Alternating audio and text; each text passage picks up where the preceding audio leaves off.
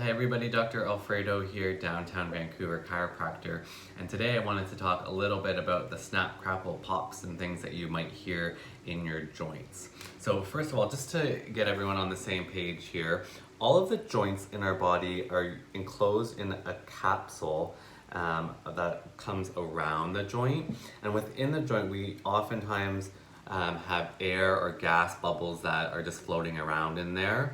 And so oftentimes, especially with an adjustment, when you hear that popping or cracking sound that happens in the joint, that's usually the gas just leaving the joint, especially if there's been a lot of pressure that's built up in there. And so that usually will only happen once. And that's more of the popping or cracking sound that you hear. The other thing that exists in the joint is something called crepitus, and that's more of that creaking, crackling sound that you hear when you move a joint. And crepitus can be caused by a lot of different things, including arthritis, sometimes infection, which is a little bit more sinister.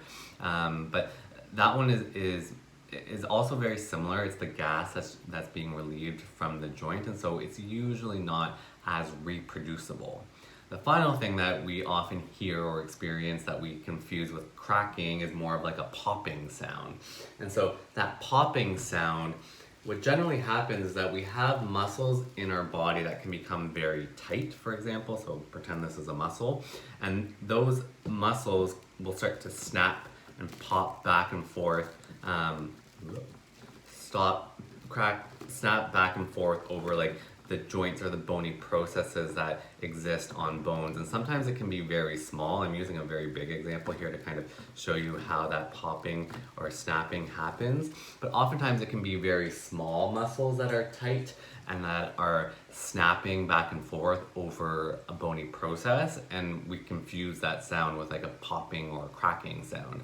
And so the way to know the difference between the two is that the snapping of a muscle over a bony process is reproducible, meaning that if I'm going to do this with my wrist and I keep hearing that pop, pop, pop, pop, pop, or crack, it's oftentimes caused by one of the tight muscles that's crossing over one of those bony processes that then is causing a pop or crack sound.